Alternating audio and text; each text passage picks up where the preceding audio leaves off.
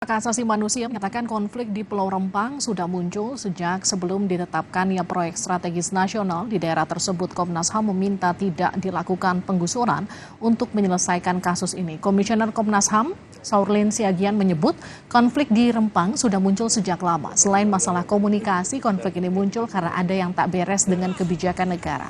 Komnas HAM mendorong pemerintah agar menyelesaikan kasus ini tanpa melakukan penggusuran.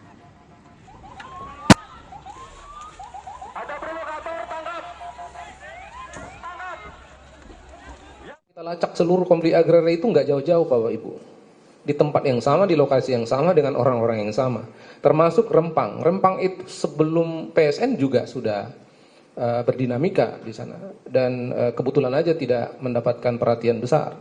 Ada memang problem di kebijakan negara yang perlu didorong untuk dihadirkan. Ya. Bisa juga undang-undang pertanahan yang belum kelar sampai sekarang. Atau undang-undang tentang masyarakat adat misalnya sampai sekarang. Jadi itu problemnya di kebijakan. Jangan menggusur. Kita sama dengan beliau dan tim mereka juga sedang di lapangan saat ini. Kita duga memang ada pengerahan aparat yang berlebihan. Itu obvious, itu jelas ya.